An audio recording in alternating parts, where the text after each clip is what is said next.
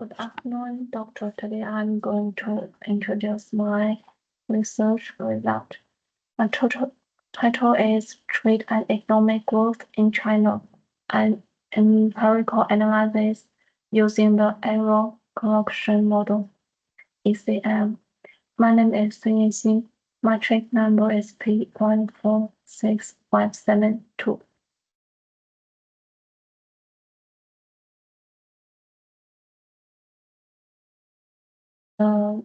This contents include 6 parts. The first is introduction, second is literature review, third one is methodology and data collection, empirical analysis. The fifth is discussion and conclusion. The sixth is reference.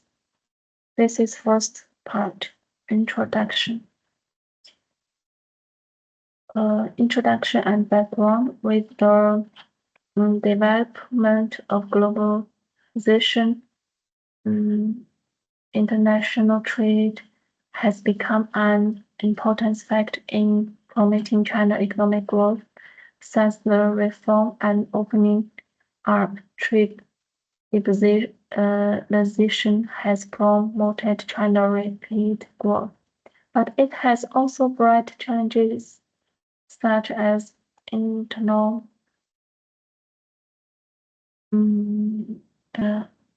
external volatility and trade imbalances. It is particularly crucial to study the impact of trade opening on China's economic growth.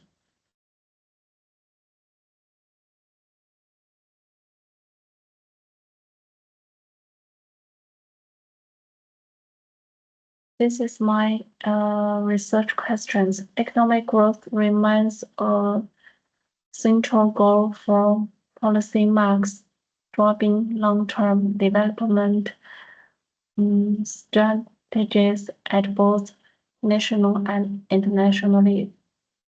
While the positive correlation between international trade and economic expansion is widely acknowledged, the exact nature of this relationship remains the subject of significant debates. The first research question is how does trade openness influence China's GDP growth over both the short and long term? Second one is what are the roles of key microeconomic variables, investment, consumption, and inflation in shaping China's economic expansion? The third one is how do short-term economic fluctuations adjust to long-run equilibrium in the context of trade liberalization. This slide is significance of study.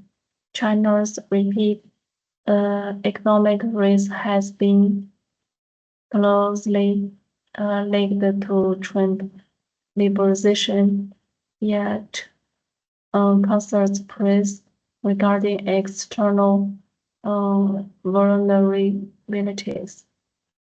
Analyze the short-term and long-term effects of trade on GDP growth is crucial for policy making and economic planning.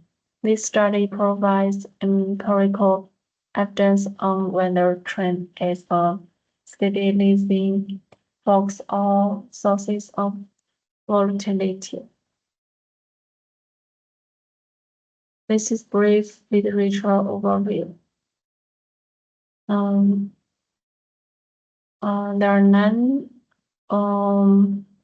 key literature I used in my paper.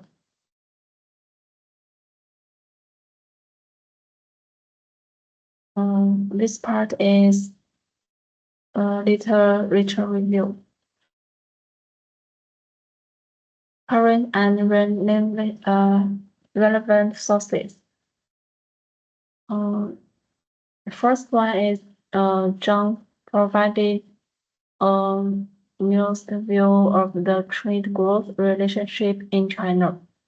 They find that while trade liberalization boosts GDP growth in the long run, its short-term effects vary based on macroeconomic conditions. Policy innovations, exchange rate policy, dynamic reforms, and global stability. Reject warns that trade openings can expose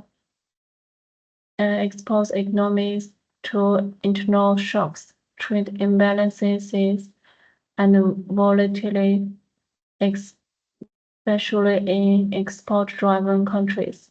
This underscores the need to balance trade liberalization with domestic economic resilience.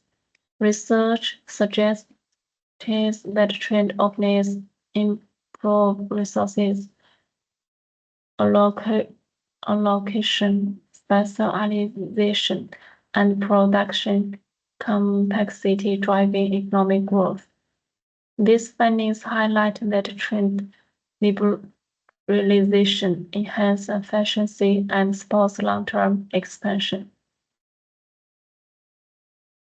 This is critical analysis of methods. Exacting literature primarily using static models that overlook the dynamic adjustment mechanisms in the trade growth relationship. While these models identified a great relationships, they fail to capture the short-term fluctuations and long-term equilibrium.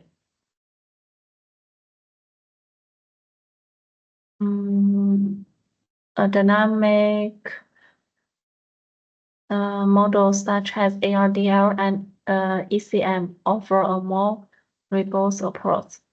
The ARDL model can handle variables of difference integration orders, level, and first difference, while the ECM captures how the economic adjusts to long-run equilibrium. These models provide the deeper understanding of trends' impact on growth over time.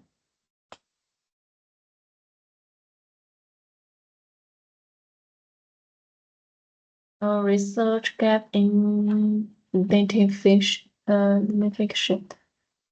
Despite intensive studies, the dynamic effects of trade on economic growth remain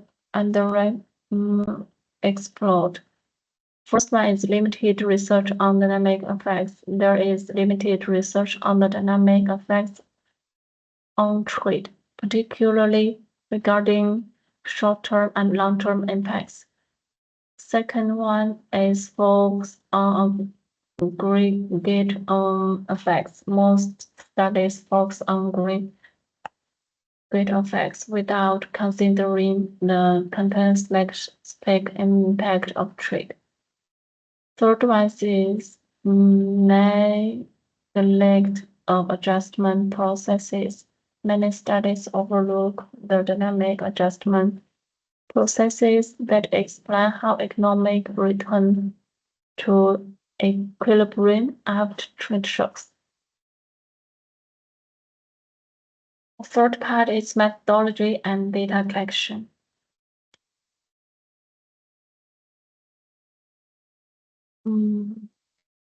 Econometric framework.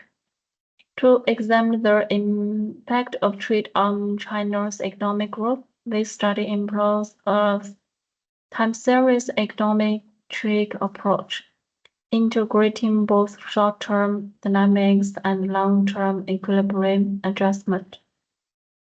Given the potential percentage of non-stationary variables, the error correction model is utilized to capture both immediate fluctuations and long-run relationships. The ECM framework is particularly well suited for this study, as it allows us to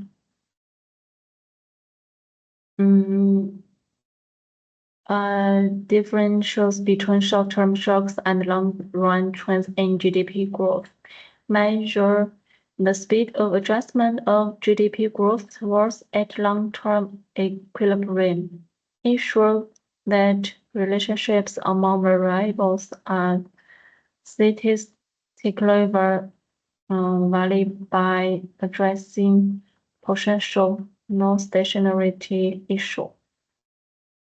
The model is for this one. And there are three key points. The economic difference takes between short-term shocks and long-term trends. Measure the speed of adjustment towards a long-run equilibrium. Third one is address the non-stationary variables issues statistically valid relationships. This is model specification unit root test ADF assesses stationary variables. Johansson configuration test track long-run equilibrium relationships. ECM estimation analyze short-run adjustment and long-term equilibrium speed. Diagnostic test issue model reliability through residual diagnostics. This slide is data collection and sources. Collects 5 variables. The dependent variables is GDP growth. Independent variables is inflation, consumption, trade openness, and investment. Estimation strategy. The study applies the following estimation stages: configuration and long-run equilibrium testing using the Johansson test. ECM model estimates short-term dynamics and long-term adjustments. Robustness checks, lag length selection, excluding outliers, and alternative model specifications. This is fourth part, impression analyze. Impression analyze ADF test.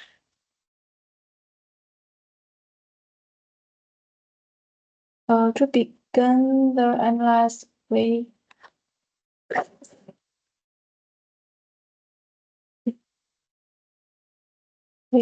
conducted a united root test on the data to check for stationarity.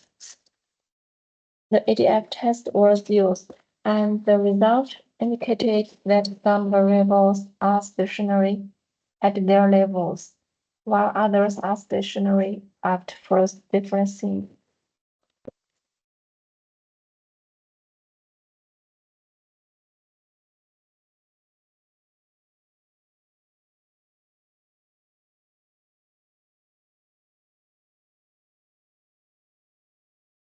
And this result all the stationary.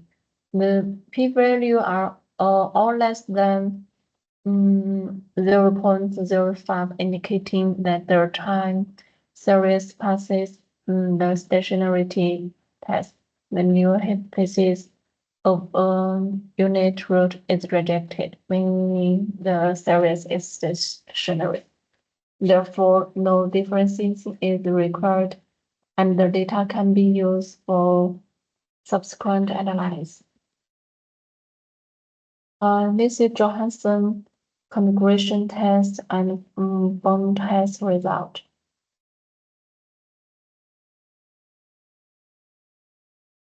After ensuring that the variables are appropriately stationary, I proceed with testing for long-run relationships among the variables. I conducted the Johansson configuration test, which involves both the traces statistic and maximum integral value test. The result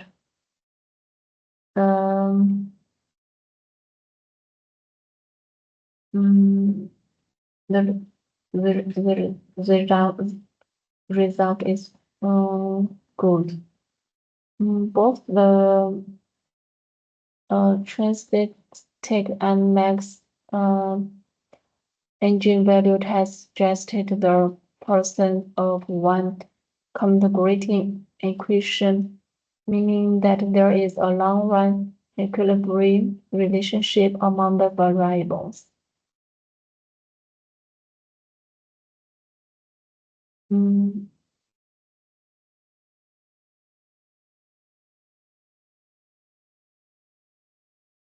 And the F statistic is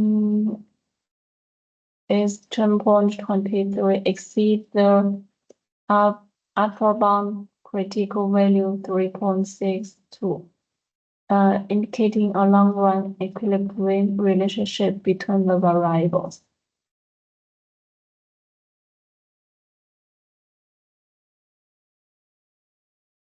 This is ECM estimation result. The negative and significant error correction term minus 0.798 suggests that GDP growth correct 79.8% of short-term deviations per year, confirming a stable long-run adjustment process.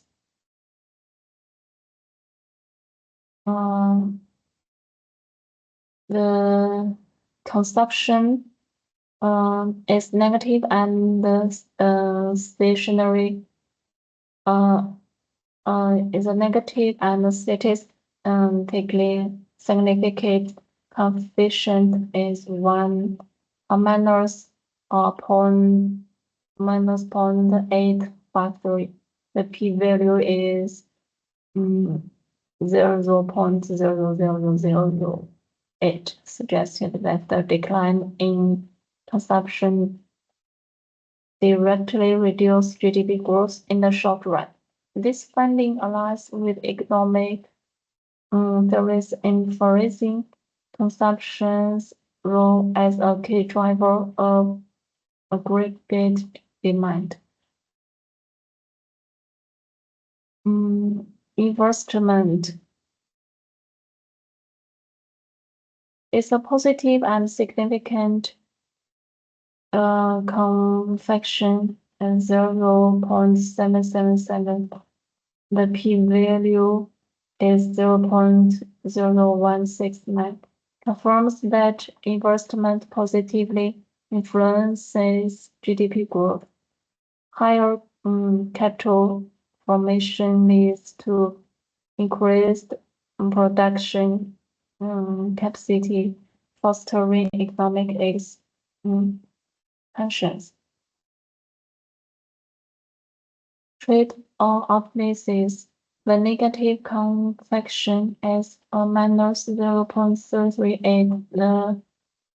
The p-value is 0.0361, indicated that return trend openness is associated with a short-term decline in GDP growth. This may be attributed to trade shocks, a structural adjustment, or external demand fluctuations. Inflation, the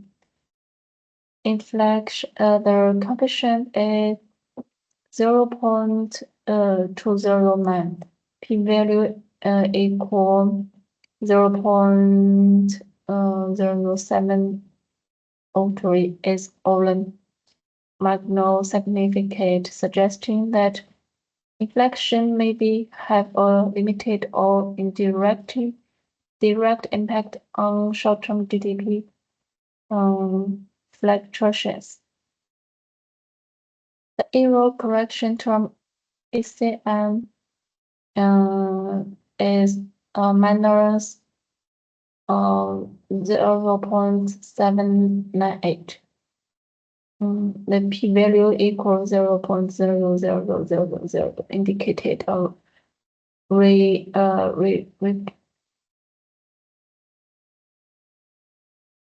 repeat adjustment to long-term equilibrium with approximately 79.8% of the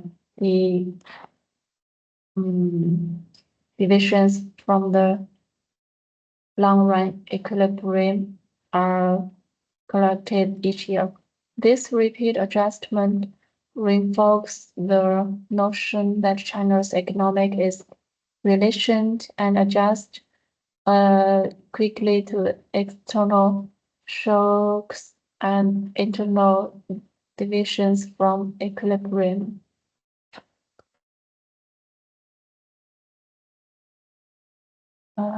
This slide is a diagnostic test. We can see the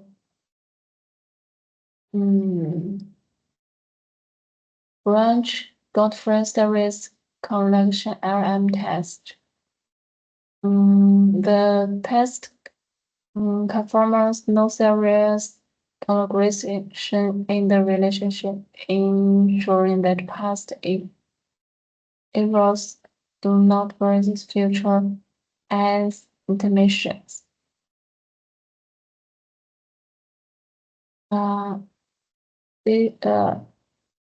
White heterostic density test. The p-value of 0.316 indicates no heterostic density, confirming that variance remains constant or across time, improving model efficiency.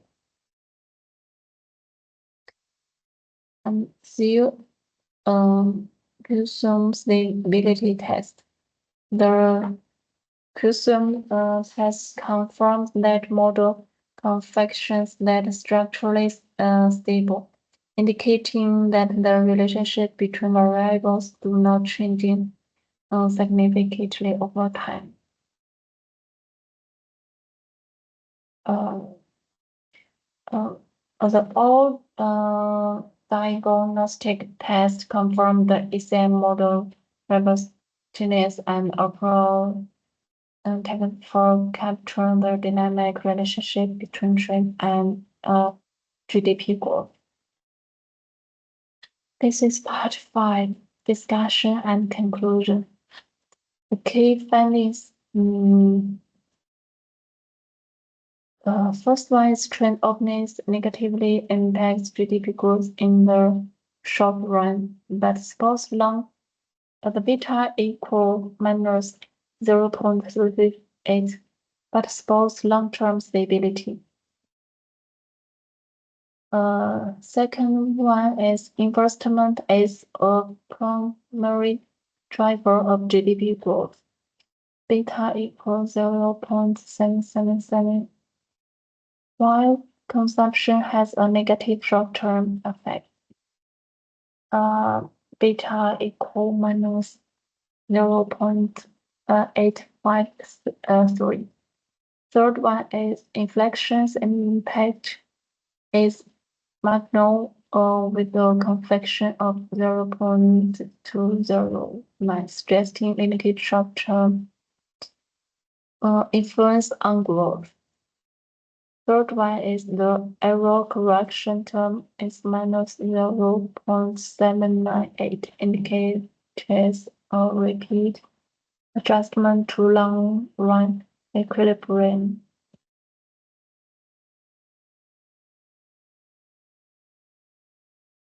This is policy implications. First one is diversifying growth strategies, reducing relations on trade by shrinking domestic consumption. Second one, encouraging investment, supporting capital formation and fostering innovation for long-term growth. Third one is consumption reforms,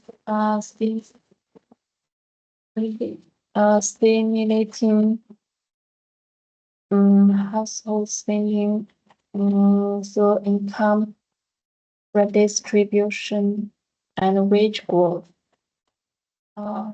Fourth is managing trade volatility, expanding trade partnerships, and adopting risk mitigation strategies. Research limitation. There are three limitations. First is data constraints. The study relies on annual data, which may overlook short-term fluctuations.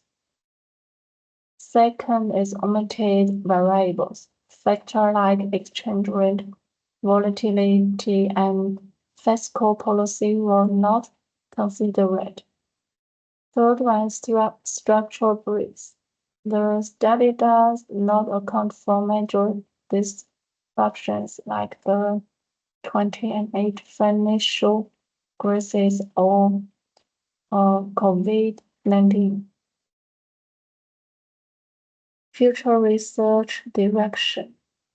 First one is incorporate additional microeconomic variables, such as government spending, exchange rate. Second one is use higher frequency data. For example, quarterly or monthly to capture short-term variations.